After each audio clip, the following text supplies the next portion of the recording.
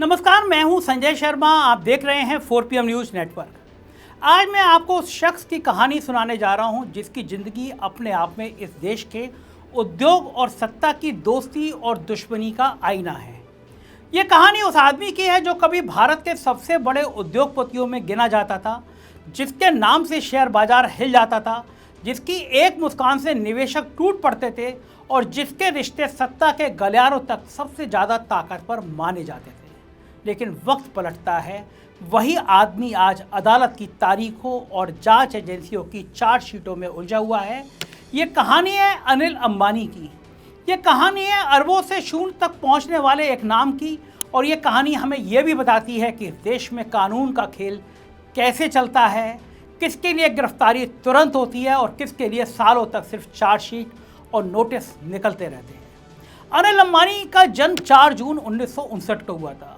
उनके पिता थे धीरूभाई अंबानी, वो नाम जिसने भारतीय उद्योग का चेहरा बदल दिया। एक पेट्रोल पंप के अटेंडेंट से लेकर पेट्रोकेमिकल साम्राज्य तक खड़ा करने वाले धीरूभाई अंबानी ने वो नींव रखी थी जिस पर उनके दोनों बेटे खड़े होकर देश की अर्थव्यवस्था का चेहरा बन सकते थे। धीरूभाई के निधन के बाद साम्राज्य का बंटवारा हुआ। मुकेश अंबानी को तेल और गैस का कारोबार मिला, जबकि अनिल अंबानी को टेलीकॉम, पावर और एंटरटेनमेंट सौंपा गया। शुरू में यह बंटवारा बराबरी का माना गया, लेकिन आने वाले सालों ने साबित कर दिया कि किसने साम्राज्य को आगे बढ़ाया और किसने इस साम्राज्य को धूल में मिला दिया। 2000 के दशक के शुरुआत में अनिल अंबानी हर अखबार की सुर्खियों में थे। उनके रिलायंस कम्युनिकेशंस यानी आरकॉम के जरिए टेलीकॉम की दुनिया में कदम रखते ही बड़े बड़े खिलाड़ियों के रूप में शामिल हो गए थे। उस दौर में आरकॉम सबसे तेजी से बढ़ती हुई कंपनियों में से एक था। लोग उनके शेयर खरीदने के लिए टूट पड़ते थे। मीडिया उन्हें करिश्माई चेहरा कहती थी। ग्लैमर उनके साथ जुड़ा हुआ करता था। वो फिल्मों से लेकर खेल तक हर जगह दिखाई देते थे। 2008 में तो फोर्ब्स की लिस्ट में उनका नाम दुनिया के 6ठे सबसे अमीर आदमी के तौर पर दर्ज हो गया था। अरबों डॉलर की संपत्ति, मुंबई और जाने दुनिया में कहां पॉश इलाके में महल जैसे घर, चारों तरफ चमक दमक। ये वो दौर था जब अनिल अंबानी देश की नई आर्थिक ताकत का प्रतीक बन गए थे। लेकिन उद्योग की दुनिया में ऊंचाई जितनी तेजी से मिलती है, गिरावट उतनी ही बेरहम होती है। धीरे धीरे बादल घिरने लगे। टेलीकॉम सेक्टर में प्रतिस्पर्धा बढ़ने लगी। 2G स्पेक्ट्रम घोटाले के बाद पूरे सेक्टर में भूचाल आ गया। नए खिलाड़ी आ गए और रेट वॉर शुरू हुआ। आरकॉम पर कर्ज बढ़ने लगा। 2010 के बाद से साफ दिखने लगा कि कंपनी की नींव हिल रही है। अनिल अंबानी ने इंफ्रास्ट्रक्चर और पावर में भी हाथ आजमाया, लेकिन वहां भी नतीजा घाटे में ही रहा। उनकी सभी कंपनियां धीरे धीरे कर्ज तले दबती चली गईं। 2016 में मुकेश अंबानी ने जियो लॉन्च किया। मुफ्त डेटा और कॉल के तूफान ने पूरे टेलीकॉम सेक्टर की तस्वीर बदल दी। एयरटेल और वोडाफोन जैसे दिग्गज भी हिल गए और पहले से डगमगाती आरकॉम पूरी तरह से ढह गई। 2019 तक कंपनी दिवालिया हो गई। मामला NCLT तक पहुंचा और जियो ने इसकी कई परिसंपत्तियां खरीद ली।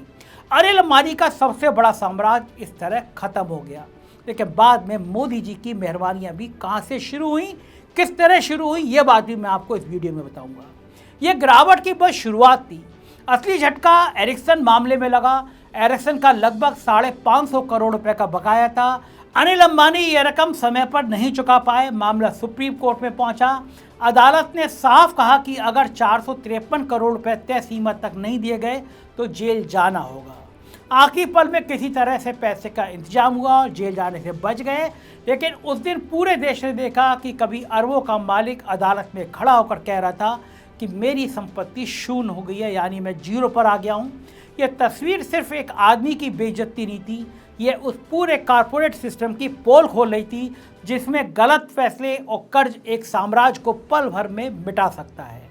फिर आया यस बैंक का मामला।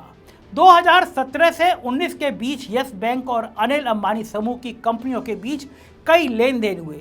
CBI का आरोप है कि इनसे बैंक को करीब 2,796 करोड़ रुपए का नुकसान हुआ। राणा कपूर, उनकी पत्नी और बेटियां नामजद हुई। चार्जशीट दाखिल हुई। ईडी ने छापे डाले। ईडी ने दावा किया कि लगभग 17,000 करोड़ रुपए तक के लोन डाइवर्जन की परतें खुल रही हैं। पैसा कंपनियों में गया और फिर छूमंतर हो गया। सवाल यह है कि यह पैसा आखिर कहां गया और किसने फायदा उठाया। इतने बड़े आरोप, इतनी बड़ी चार्जशीट, ईडी की छापेमारी, मीडिया की सुर्खियां, सब कुछ हुआ लेकिन गिरफ्तारी नहीं हुई। जनता अब यह जानना चाहती है कि क्यों नहीं हुई। जवाब कानून की किताब में है।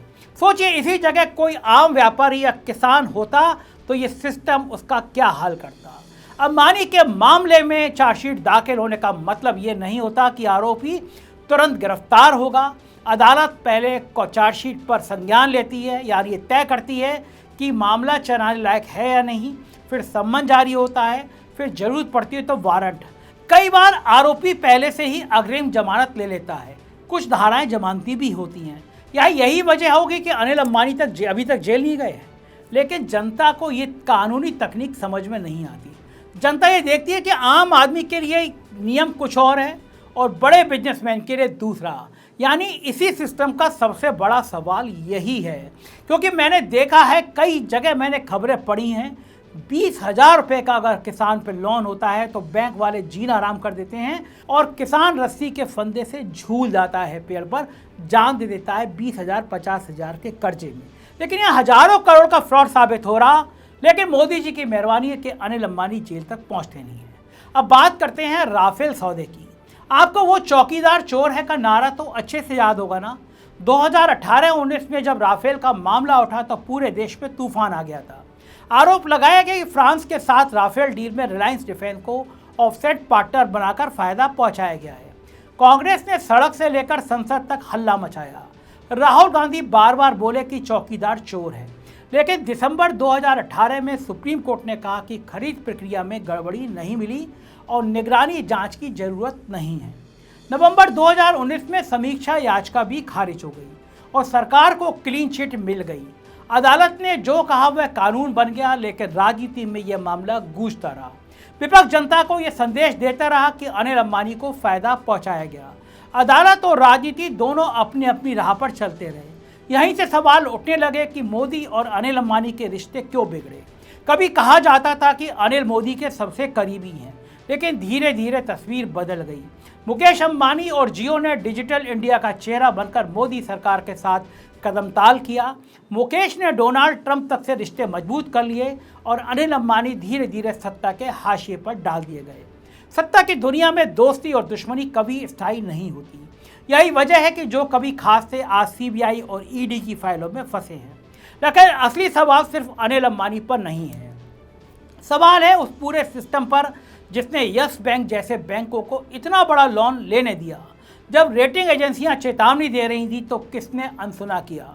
बोर्ड मीटिंग्स में किसने हरी झंडी दिखाई? कैसे कागजों में सब ठीक ठाक दिखाया दिया गया? यह सिर्फ अनिल अंबानी की नाकामी नहीं है, ये बैंकिंग और नियामक तंत्र की भी नाकामी है। आज आम आदमी देख रहा है कि जब एक छोटा व्यापारी कर्ज नहीं चुका पाता तो उसकी दुकान जब्त हो जाती है, उसे जेल भेज दिया जाता है, उसके घर पर ताला लगा दिया जाता है। लेकिन बड़े बड़े उद्योगपतियों के साथ ऐसा क्यों नहीं होता? यही सबसे बड़ा फर्क है इस देश के सिस्टम में। आज की बड़ी हेडिंग चार्जशीट है, कल की हेडलाइंस अदालत का आदेश होगा और यही लोकतंत्र की असली परीक्षा है। नाम कितना भी बड़ा हो, अदालत में वही चलेगा जो सबूत कहेंगे। ना दोस्ती काम आएगी ना दुश्मनी, काम आएंगे सिर्फ कागज, दस्तावेज और गवाही। अब देश की निगाह अदालत पर है। क्या सम्मन जारी होगा? क्या अनिल अंबानी की गिरफ्तारी होगी? क्या जमानत मिल जाएगी? या क्या वो मामला भी सालों तक खिंचता रहेगा और जनता को सिर्फ सुर्खियां मिलेंगी? यही बड़ा सवाल है कि एक आम आदमी होता, अगर इस तरह चार्जशीट दाखिल हो गई होती, कुछ ही हफ्ते के अंदर वो जेल के अंदर दिखाई पड़ता। चार्जशीट दाखिल होने से पहले ही गिरफ्तारी हो जाती। लेकिन अनिल अंबानी के मामले में कुछ नहीं हो रहा। अनिल अंबानी का सफ़र हमें ये सिखाता है कि कारोबार और सत्ता की दोस्ती स्थायी नहीं होती, परमानेंट नहीं होती। आज आप सत्ता के करीब हैं, कल सत्ता आपको अकेला छोड़ सकती है। कभी आप अरबों के मालिक होते हैं और कभी अदालत में खड़े होकर कहते हैं कि मेरे पास कुछ नहीं बचा, मैं शून्य हो गया, मैं दिवालिया हो गया। यही इस सिस्टम का काला सच है। यही भारत का लोकतंत्र है। यहाँ सत्ता बदलती है, दोस्ती बदलती है, आरोप बदलते हैं, लेकिन अदालत का फैसला ही आखिरी सच होता है। अनिल अंबानी की अगली कहानी अदालत लिखेगी और हम सबको इंतजार करना होगा कि उस दिन का जब फैसला आएगा कि उनका अगला अध्याय जेल में लिखा जाएगा या आज़ादी में। हालांकि आम लोग मानते हैं कि मोदी जी इसके बहाने गेम खेलना चाह रहे हैं, मुकेश अंबानी पे दबाव बनाना चाहते हैं, अनिल अंबानी कभी गिरफ्तार नहीं होंगे। आप क्या सोचते हैं, मुझे आपकी राय जानना बहुत ज़रूरी है। चैनल को सब्सक्राइब करिए, ज्वाइन करिए और कमेंट जरूर करिएगा। अच्छी खबर लगे तो दोस्तों को भी भेजिएगा। बहुत बहुत शुक्रिया, थैंक यू।